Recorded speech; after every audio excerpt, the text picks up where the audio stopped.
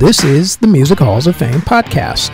This week we honor the year in music for 2013 along with a member of the Rock and Roll Hall of Fame class of 2013.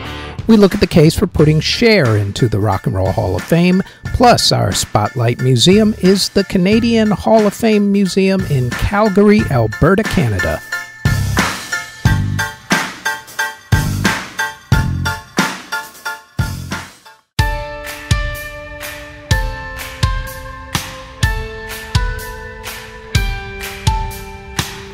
Before we get going with the podcast, like everyone tells you, please like, subscribe, and hit the notification bell so you'll know when these podcast episodes drop, which is usually every Thursday.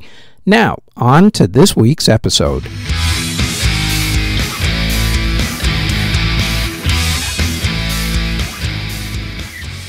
The year was 2013. In music for 2013, Beyoncé reunited with the rest of Destiny's Child during her halftime performance at the Super Bowl. Then, on December 13th of that year, she surprise dropped her album Beyoncé, starting a trend of big-name artists surprise dropping albums. Lorde debuted in 2013 as well with her album Pure Heroin. Some of the biggest albums of the year included Daft Punk's Random Access Memories, Rihanna's Unapologetic, Mumford & Sons' Babel, Pink's The Truth About Love, Eminem's The Marshall Mathers LP 2, Katy Perry's Prism, Lady Gaga's Art Pop, Lorde's Pure Heroin, Bruno Mars's Unorthodox Jukebox, Florida Georgia Line's Here's to Good Times, One Direction's Take Me Home, Drake's Nothing Was the Same, Beyoncé's self-titled Beyoncé, Blake Shelton's Based on a True Story, Luke Bryan's Crash My Party, Imagine Dragons' Night Visions, Tyler the Creator's Wolf, Jay-Z's Magna Carta Holy Grail, Justin Timberlake's A 2020 Experience, 21 Pilots Vessel, and Chance the Rapper's Acid Rap. The soundtrack to the movie Frozen also came out very late in 2013, but that one got mega popular in 2014. Singles-wise, 2013 was the year of Daft Punk, who ruled the charts with their smash hit Get Lucky. Robin Thicke became big with his song Blurred Lines, then was sued and lost the lawsuit in 2015 to Marvin Gaye's estate when the estate said that Blurred Lines was a little too close to Marvin's 1970s classic Got to Give It Up. Other hits from 2013 included Miley Cyrus's Wrecking Ball, Katy Perry's Roar, Lorde's Royals, Avicii's Wake Me Up, Macklemore's Can't Hold Us along with his song Thrift Shop, and Drake's Started from the Bottom Now Here, along with novelty song What Does the Fox Say from the duo Ilvis, and yes, that was actually a huge hit for some weird reason. Couldn't tell you. In country music, 2013 marked the year that Taylor Swift ended her country period with her album Red. Her next album, 1989, would take her music style from country to the pop realm. Country was still strong, though, as artists like Blake Shelton, Florida Georgia Line, Luke Bryan, Jason Aldean, Little Big Town, Eric Church, Lady Antebellum, now known as Lady A, Hunter Hayes, Darius Rucker, the band Perry, and Tim McGraw all had good years that year. In hip-hop, Macklemore and Ryan Lewis were the big artists with songs Thrift Shop and Can't Hold Us. Kendrick Lamar, Lil Wayne, Drake, Jay-Z, Pitbull, Eminem, Whale, and J. Cole also had big songs. The biggest albums were released by Eminem, Jay-Z, Kanye, Drake, J. Cole, Lil Wayne, Whale, Kid Cudi, A$AP Rocky, and Mac Miller, the late great Mac Miller. In dance music, EDM was in full swing in the mainstream, with EDM artists regularly cracking both the pop and dance charts to go along with the usual pop and R&B artists who were normally found on the dance charts. 2013 was the year that Bear broke through with the hit Harlem Shake, thanks to the viral video trend that surrounded the song. At the age of 17, Martin Garrix came onto the scene with his song Animals. Avicii's Wake Me Up moved him into the mainstream and into the top 10 on the pop charts, along with Daft Punk's Get Lucky.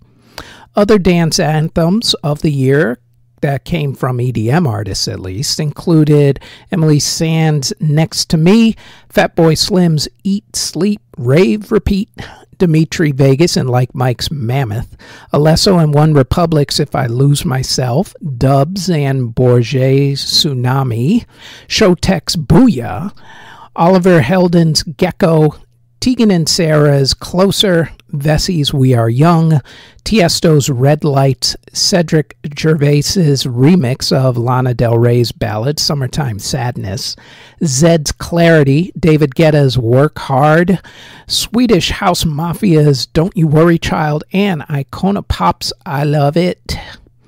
2013 was also the year of the Superstar Stadium DJ, as the top 10 DJs on DJ Mag's Top 100 DJs poll were Hardwell, Armin van Buuren, Avicii, Tiesto, David Guetta, Dimitri Vegas and Like Mike, Nicky Romero, Steve Aoki, Afrojack, and Dash Berlin. In Latin music, the big artists for 2013 were Jenny Rivera, Marc Anthony, Romeo Santos, Don Omar, Prince Royce, Alejandro Fernandez, Maná, Alejandro Sanz, and Daddy Yankee. Bands that formed in 2013 included BTS, the Brothers Osborne, GRL, Pup, and Run the Jewels. Stone Temple Pilots lead singer Scott Weiland was fired from the band and was replaced for a while by Chester Bennington of Linkin Park. Bands that either broke up until their inevitable reunions or announced their hiatus in 2013 included A Tribe Called Quest, The Bloodhound Gang, Evanescence, Lifehouse, Mumford & Sons, My Chemical Romance, Climax, Swedish House Mafia, Naughty by Nature, Girls Aloud, The Jonas Brothers, and Prince and the New Power Generation. At least half of those groups got back together again in some way, shape, or form within about a decade. In fact, the group The Postal Service broke up and reformed in 2013. Bands that also reformed in 2013, other than The Postal Service, included All Saints, Danity Kane, Black Flag, The Calling, Jurassic 5, Fall Out Boy, King Crimson, Nine Inch Nails, Rocket from the Crypt, The Violent Femmes, and TLC. Famous musical deaths in 2013 included singer Patti Page, singer Patty Andrews of the Andrews Sisters, Ray Manzarek of The Doors, entertainer extraordinaire Miss Annette Funicello, Chrissy Amphlett of the group The Divinals, Joey Covington of Jefferson Airplane, country music singer Mindy McCready, singer Tony Sheridan, pianist Van Cliburn, rapper Lil Snoop, guitarist Alvin Lee of 10 Years After, Alan Myers of Devo, Corey Monteith of Glee, drummer Clive Burr of Iron Maiden, pianist Don Shirley, folk singer Richie Havens, country music singer George Jones, blues singer Bobby Blue Bland, singer J.J. Cale, Chris Kelly of Criss Cross, Pete Haycock of Climax Blues Band, keyboardist George M. Duke, singer Edie Gourmet of the duo Steve and Edie, Philip Chevron of the Pogues, Jan Kiernemund of Vixen, Jeff Hanneman of Slayer, jazz pianist Cedar Walton Jr., Lou Reed of the Velvet Underground, jazz drummer and bandleader Chico Hamilton, along with singer-songwriter Ray Price. In award ceremonies for the music of 2013, at the Grammy Awards, Daft Punk became the first EDM act to win Album of the Year for their album Random Access Memories. Get Lucky won the French duo Record of the Year. Song of the Year went to Lords' Royals, and 2013 was the year that Macklemore and Ryan Lewis beat out Kendrick Lamar for Best New Artist. An extremely controversial decision, to be nice about it. At the MTV Video Music Awards, Justin Timberlake's Mirrors won Video of the Year. That was also the ceremony where Miley Cyrus twerked in front of Robin Thicke during his performance of his song Blurred Lines, which created just a little more controversy. At the American Music Awards, Taylor Swift, Ariana Grande, and Florida Georgia Line were the big winners. At the Billboard Music Awards, Justin Timberlake, Miley Cyrus, Lorde, and Robin Thicke were the winners. Kendrick Lamar won Album of the Year at the Soul Train Music Awards. Justin Timberlake's The 2020 Experience won Favorite Album, and Katy Perry's song Roar won Favorite Song at the People's Choice Awards. George Strait won Entertainer of the Year at the Country Music Association Awards, and Miranda Lambert and Luke Bryan were the big winners at the Academy of Country Music Awards.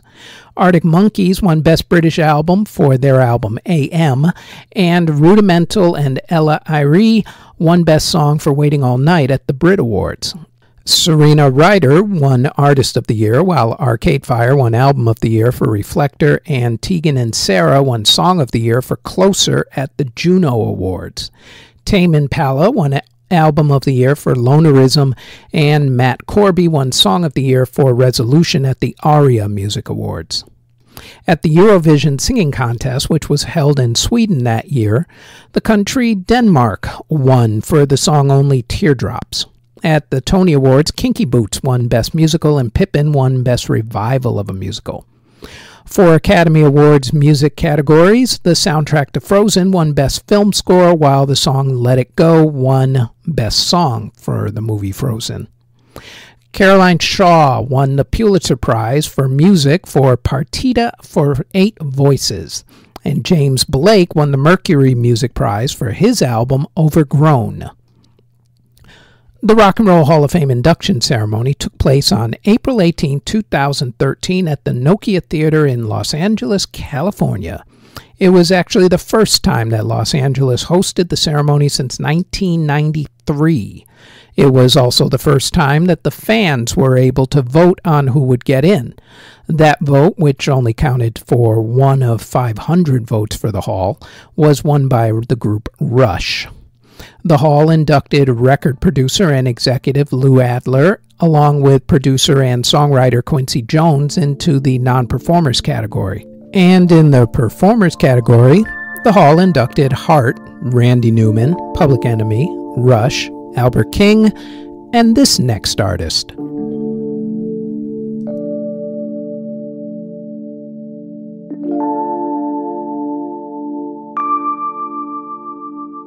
Donna Summer was the third of 7 kids and was born Donna Adrienne Gaines on New Year's Eve 1948 in Boston, Massachusetts. Her mom was a teacher and her dad was a butcher. When she was in high school, Donna was, as we called them back in the day, a theater kid and performed in the school musicals in Boston. Just before she was about to graduate, she moved to New York City to chase her musical dreams. Donna started out as a singer in the blues rock group Black Crow, not to be confused with the 90s group The Black Crowes. She also tried out for the Broadway production of the musical Hair, landing the part of Julia. When the production started touring Europe, Donna joined the touring group and ended up in Europe, specifically Munich, Germany, where she met the men who would change her life and career, hit producers Giorgio Moroder and Pete Bellotte.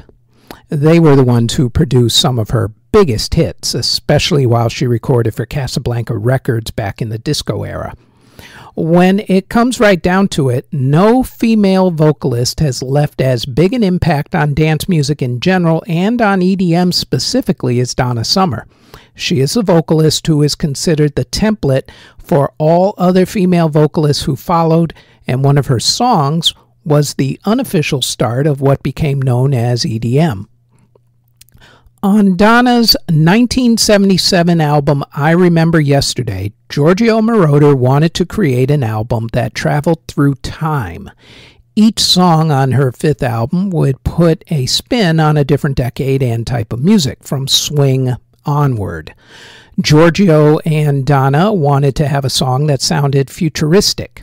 Now, back in the 1970s, mind you, everybody thought that the future would be robots, spandex, and electronic music. Well, they got 2 out of the 3 right. Thankfully, we're not all walking around in spandex suits yet, because really, that would just be ugly.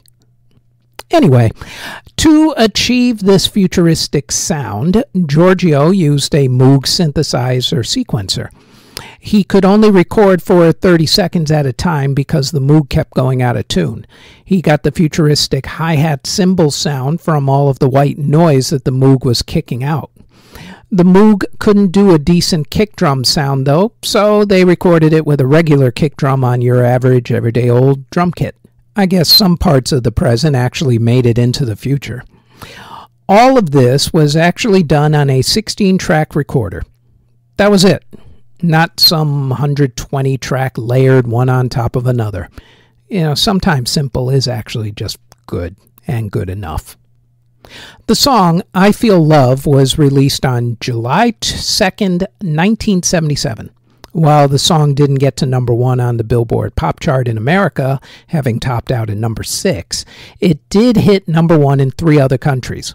Its futuristic sound would be used again by Giorgio Moroder when he released the soundtrack to the movie Midnight Express. That soundtrack, with its international hit single Chase, went on to win an Academy Award. After a few years of reigning as the Queen of Disco, Donna decided that she wanted more of a rock sound. The result was the album Bad Girls, and once again she used Giorgio Moroder. Moroder brought in another producer who would go on to have a hit of his own a few years later, Harold Faltermeyer, who did the song Axel F., otherwise known as Axel Foley's theme song from the hit movie Beverly Hills Cop, starring Eddie Murphy. The album, despite the fact that she didn't think that it was disco, was still danceable. It just was disco music with some guitars thrown in. The album Bad Girls went triple platinum in 1979 and had the hits Bad Girls, Dim All the Lights, and this next song. The song Hot Stuff was written by Pete Bellotte, Harold Faltermeyer, and Keith Forsey. The guitar solo was done by Jeff Skunk Baxter, who used to be the guitarist in the group the Doobie Brothers. The song was released on April 13, 1979, and the song went top 10 in 14 different countries. In America, it hit number 1 and was the 7th biggest song of 1979. There was also a re-release in 2012 where it hit the charts again, but this time it wasn't as big a hit. After spending the early 1980s on both Geffen and Mercury Records, Donna switched record labels to Atlantic Records. Her last big pop hit was This Time I Know It's For Real in 1989, off of her first album for Atlantic Records, Another Place and Time. After that, she released another album for Atlantic before moving back to Mercury Records for 2 albums in the 1990s. Then she took a break before putting out her last album while she was alive, 2008's Crayons for Burgundy Records, which yielded hits on the dance charts. Donna released the song To Paris With Love in 2010, which did well on the dance charts, but then her health started to deteriorate. She made appearances for a couple more years and worked on some more music before passing away from lung cancer on May 17, 2012. Donna claimed in an interview that she may have gotten cancer from fumes from the 2001 World Trade Center attacks, as her apartment was near the World Trade Center at the time, since she had quit smoking back in her 20s. However, others have said that it may have been from secondhand smoke from all the clubs that she used to sing at back in the day, and plus her family had a history of lung cancer, so that may have played a part in it as well. Donna Summer released 17 studio albums, 2 live albums, and 32 compilation albums. Of those, 14 went top 40, with 7 of those 14 going top 10, including 3 double albums hitting number 1. 1978's Live and More, along with 1979's Bad Girls and On the Radio Greatest Hits Volumes 1 and 2, making Donna Summer the first artist to have 3 double albums hit number 1. Donna also released 89 singles.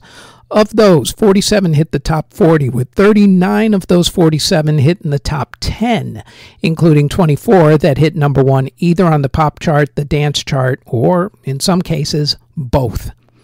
She was the first African-American woman to get an MTV Video Music Award nomination for the video for the song She Works Hard for the Money. She was nominated for 18 Grammy Awards, winning 5 of them. Her hits like Love to Love You Baby, I Feel Love, MacArthur Park, Bad Girls, She Works Hard for the Money, The Wanderer, Last Dance, her duet with Barbra Streisand, No More Tears, Enough is Enough, On the Radio, Hot Stuff, Dim All the Lights, Heaven Knows, to my personal favorite, Love is in Control, Finger on the Trigger, helped to shape a generation of dance music lovers, and her music still gets played on the radio to this very day. Presented for induction by Kelly Rowland of Destiny's Child, Donna Summer, inducted into the Rock and Roll Hall of Fame in 2013, and we have put a selection of her music on this week's music podcast playlist, the link to which is in the show notes.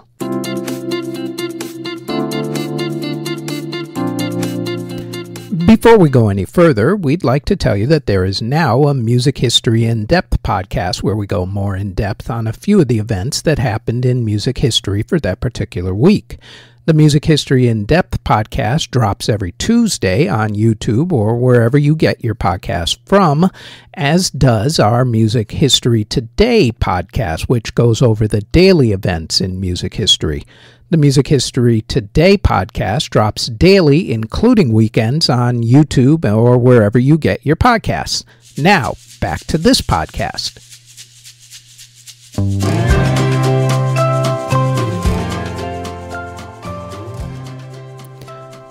Cher made some news a few weeks ago when she said that she would not want to be inducted into the Rock and Roll Hall of Fame even if they gave her $1 million.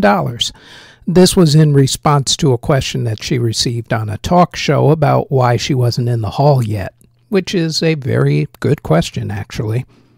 Her response made news because I guess it's been a slow news month with absolutely nothing of importance going on in the world, so what better for the press to focus on than this story? I mean, it's not like there's any wars going on or anything.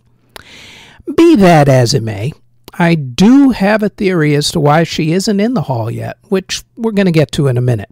Before then, though, let's, as always, check the stats, and to the tail of the tape we go. Cher has released 27 studio albums, 3 live albums, 4 soundtrack albums, and 10 compilation albums.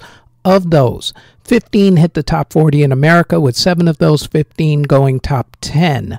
The highest charting ones being 2013's Closer to the Truth and 2018's Dancing Queen, which both hit number 3.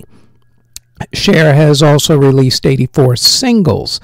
Of those, 34 have gone top 40 in America, with 12 of those 34 going top 10, including 4 going all the way up to number 1. 1971's Gypsies, Tramps, and Thieves, 1973's Half Breed, 1974's Dark Lady, and 1998's Believe. Cher has sold over 100 million records worldwide. She is one of the few solo artists to have had a song go top 40 on the American charts in 7 consecutive decades, with her first being 1965's All I Really Want to Do, and her latest being 2023's DJ Play a Christmas Song. She is also the only solo artist to have a number 1 song on an American music chart for 7 consecutive decades. So, with that much dominance, along with being both a style icon and for also having a few popular TV music variety shows, plus her many other accolades and honors, including a Kennedy Center honor, why hasn't Cher been inducted into the Rock and Roll Hall of Fame yet? I believe the reason why both she and some other women, honestly, have either not been inducted or it took forever for them to be inducted lies with the power of one man. Jan Wenner used to run Rolling Stone magazine and was one of the chief forces behind getting the hall built. He had, up until recently, been either the head of the Hall of Fame or a board member, with all of the power and influence on the nominating committees that comes with that position. Jan has now been dropped as a board member by the Hall due to some comments about female musical artists that he gave in an interview while propping up his book about rock pioneers, which didn't for some reason have female artists in it. Google the actual comments if you want to know what he said. I'm not even going to bother, but it was pretty disrespectful and denigrating towards women. I will just say that they were not flattering, but they did bring to light his thinking about women, specifically female artists, which also makes me think that he's probably one of the big reasons, if not the reason, why women have taken forever to make progress in the Hall. But now that he has been sidelined, maybe the logjam can finally be broken, and many more women who deserve to be inducted can finally get in. Because Cher absolutely deserves to be inducted, even though she still won't show regardless. While we're on the subject of Cher, the next batch of nominations are due out very soon, as they tend to be announced sometime in January. Therefore, depending on if they're announced in the next week, we'll either look at the new nominations or we will take a look at putting Cher's duo, Sonny and Cher, into the Rock and Roll Hall of Fame. And of course, just to prove how great she is, not that we need to, but we'll do it anyway, we're going to put a selection of her music onto this week's music podcast playlist, whose link is in the show notes.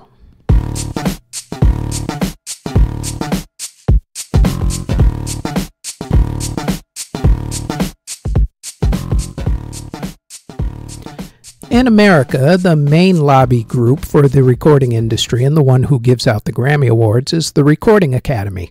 Its Canadian equivalent is the Canadian Academy for the Recording Arts and Sciences. Their version of the Grammys are the Juno Awards. In 1978, the Canadian Academy started inducting groups into the Canadian Music Hall of Fame. The physical hall was opened in 2016 as a part of the National Music Center on Level 5 of Studio Bell on 850 4th Street Southeast in Calgary, Alberta, Canada. The center is normally open Thursday to Sunday, 10 a.m. to 5 p.m. The price of admission is to pay what you can. As with everything else these days, check with their website for updated hours of operation. StudioBell.CA is its website, and we will throw that website into the show notes down below. Unlike the Rock and Roll Hall of Fame, which normally has 6 or more artists inducted every year, depending on various category committees, the Canadian Hall usually only inducts one group into its hall per year. In fact, it's only inducted more than one artist per year, about 6 or more times since the 1978. Canada has produced some great musical acts over the years. Rush, Neil Young, Alanis Morissette, Leonard Cohen, Joni Mitchell, the list goes on and on. But for my money, this next act was one of my favorite acts to come out of the Great White North in the 1980s. Bryan Adams was born in Kingston, Ontario on November 5, 1959. His father was in the Canadian Diplomatic Corps, so Bryan traveled around a lot as a kid. By the time Bryan was 15, the family had moved to Vancouver, Canada. He started playing in a band called Sweeney Todd, which had a minor hit with the song Roxy Roller. Bryan quit the band a year after that. Bryan formed his own band, and in 1978, he signed a record deal with A&M Records. Most artists get big signing bonuses, which are really just loans for recording studio fees and the like. Bryan's signing bonus? $1. That's it. $1. Not sure if that was a US dollar or a Canadian one, because Canadian dollars are usually worth a little bit more. Anyway, Bryan released his self-titled first album in 1980, which was a moderate hit in Canada. He followed that one up with the album You Want It, You Got It, which had the hit Lonely Nights, which went to top 5 on the American rock charts. His 1983 third album, Cuts Like a Knife, was the album that burst the dam wide open for him. The songs Straight from the Heart, which went to number 10 in America, Cuts Like a Knife, which went to number 15 in America, and This Time, which went top 30, all became big international hits thanks to MTV playing the music videos for the songs. Bryan continued the run with the mega smash album Reckless, which went to number 1 on the Billboard charts. That album had the songs Run to You, Summer of '69, Somebody, It's Only Love with Tina Turner, who was in the middle of her comeback with the album Private Dancer, and One Night Love Affair. The first single that was technically released from that album was the smash hit Heaven, which was originally on the soundtrack to the Christopher Atkin, Leslie Ann Warren movie A Night in Heaven, and then put onto the Reckless album. The album Into the Fire closed out the 1980s and had the hits Heat of the Night and Hearts on Fire. As the 1990s rolled around, Bryan continued his winning streak. The album Waking Up the Neighbors went number 1 thanks to the huge hit Everything I Do It For You, which was also on the soundtrack to the movie Robin Hood, Prince of Thieves, which starred Kevin Costner attempting to pull off a British accent and failing miserably at it, along with the late great Alan Rachins, who played the Sheriff of Nottingham, and of course was also in the Harry Potter movies, along with Die Hard, which is still a Christmas movie. I don't care what anybody says. Anyway, I digress. The song Everything I Do It For You has also garnered some notoriety for being one of the go-to songs for politicians to play at their campaign rallies, to which Bryan's lawyers usually follow that up with a lovely little cease and desist letter all wrapped up in a nice little bow. The album also had the hits Thought I Died and Gone to Heaven, Can't Stop This Thing We Started, and Do I Have to Say the Words. Bryan had a few more hits in the 1990s, including Please Forgive Me and The Only Thing That Looks Good on Me Is You. He also had 2 more songs on soundtrack albums. Have You Ever Really Loved a Woman from the movie Don Juan DeMarco, and his song with Rod Stewart and Sting, All for Love from the movie The Three Musketeers. That movie starring Kiefer Sutherland, Charlie Sheen, and Oliver Platt, if memory serves. Even though he hasn't been as big a music force in the new millennium that he was in the latter part of the old millennium, his concerts are still extremely popular. He still sells out while on tour, and he's also written songs for the Broadway musical Pretty Woman, based on the Richard Gere, Julia Roberts movie.